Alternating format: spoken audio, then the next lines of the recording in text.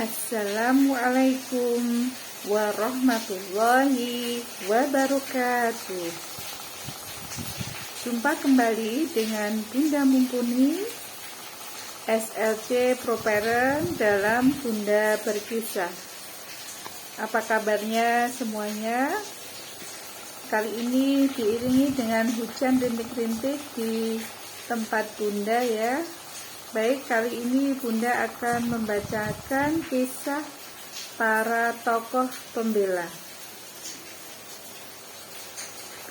Suatu hari, Abu Jahal berjalan di Bukit Sofa. Beliau melihat Rasulullah Shallallahu Alaihi Wasallam seperti biasa, mulutnya tidak bisa diam. Dia menghina Rasulullah Shallallahu Alaihi Wasallam. Lalu dia menyakiti Rasulullah Shallallahu Alaihi Wasallam hingga kepala Rasulullah Shallallahu Alaihi Wasallam berdarah. Rasulullah tidak melawan. Beliau hanya diam, tidak mengatakan apapun. Setelah melakukan itu tanpa rasa bersalah, Abu Jahal pergi. Lalu dia duduk bersama orang Quraisy di sisi Ka'bah. Paman Rasulullah Shallallahu Alaihi Wasallam yang bernama Hamzah bin Abdul Muthalib marah sekali kepada Abu Jahal, saudaranya yang telah menyakiti keponakannya. Sambil berlari, dia mencari Abu Jahal di Ka'bah. Kamu berani menghina keponakanku. Ketahuilah, aku telah masuk agamanya, ujar Hamzah.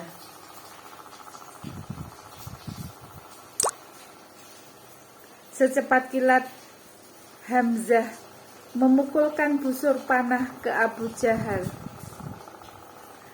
Kepala Abu Jahal terluka. Abu Jahal mundur. Dia tidak berani menghadapi Hamzah, sang singa padang pasir. Biarkan Hamzah.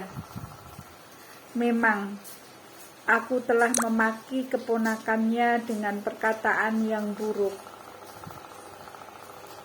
ujar Abu Jahal kepada saudara-saudaranya dari Bani Makhzum.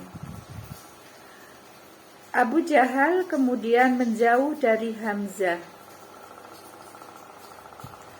3 hari kemudian, pertolongan Allah Subhanahu wa Ta'ala kembali datang. Hari itu, Umar keluar dari rumahnya sambil marah-marah. Pedang disandang di tangan. Niat hatinya bulat untuk menghukum Rasulullah Shallallahu Alaihi Wasallam.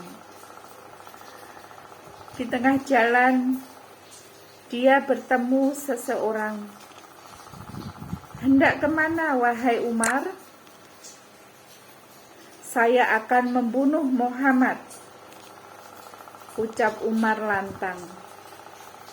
Apakah kamu merasa aman dari Bani Hashim dan Bani Zahroh jika membunuhnya? Bentak Umar. Kamu pasti telah pindah agama. Lelaki itu tersenyum. Maukah aku beritahu sebuah rahasia, Umar? Adikmu dan suaminya juga telah pindah agama.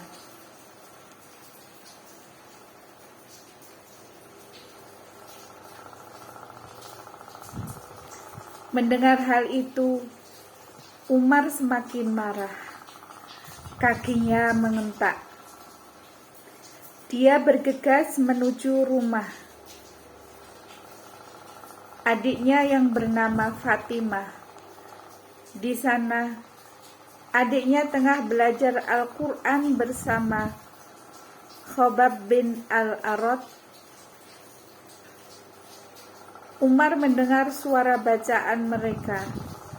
Didorongnya pintu rumah adiknya dengan kuat. "Suara apa yang telah ku dengar tadi?" bentaknya. "Suara obrolan kami," jawab Fatimah. "Barangkali kalian telah berpindah agama," tuduh Umar. Suami Fatimah menjawab tenang.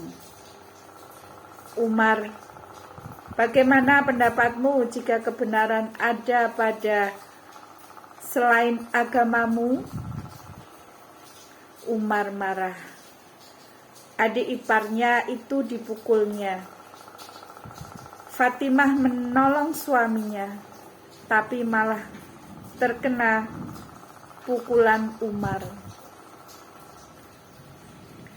Melihat adiknya terluka, Umar merasa kasihan. "Berikan kepadaku kitab yang ada padamu," pinta Umar. Adiknya tidak mau memberikannya sebelum Umar menyucikan dirinya. Umar mengikuti keinginan adiknya. Umar kemudian mandi. Setelah itu dibacanya tulisan itu. Awal surat Toha hingga ayat 14. Alangkah mulia kata-kata ini. "Antarkan aku kepada Muhammad," ujar Umar. Khobab yang bersembunyi segera keluar. "Bergembiralah, wahai Umar. Semoga engkaulah yang dimaksud doa Rasul. Beliau berada di rumah, di atas bukit Sofa." Umar menyarungkan pedangnya. Dia berjalan ke rumah itu. Para sahabat yang sedang berkumpul ketakutan melihat kedatangan Umar. Mereka tidak mau membukakan pintu. Hanya Hamzah yang berani menghadapi Umar. Rasulullah Shallallahu Alaihi Wasallam saat itu sedang menerima wahyu. Beliau segera menemui Umar. Beliau memegang baju Umar dan berkata, "Umar, hentikan ulahmu sebelum Allah menurunkan kehinaan dan siksaan sebagaimana diturunkan kepada Al-Walid bin Mughirah. Aku bersaksi bahwa tidak ada ilah kecuali Allah dan engkau adalah Rasulullah," jawab Umar. "Ya Allah, ini adalah Umar bin Al-Khattab. Ya Allah, muliakanlah Islam dengan Umar bin Al-Khattab." Takbir para sahabat di dalam rumah itu bergema. Kemudian Umar berjalan dengan gagah ke Mekah. Ditemuinya Abu Jahal.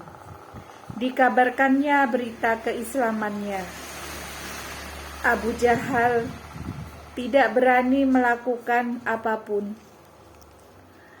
Padahal biasanya dia akan menganiaya orang yang masuk Islam.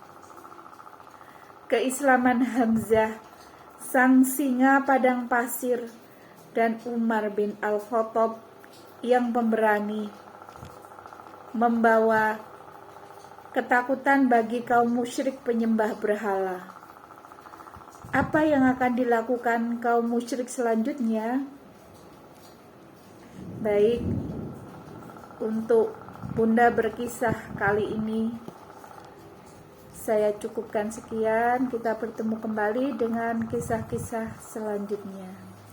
Wassalamualaikum warahmatullahi wabarakatuh.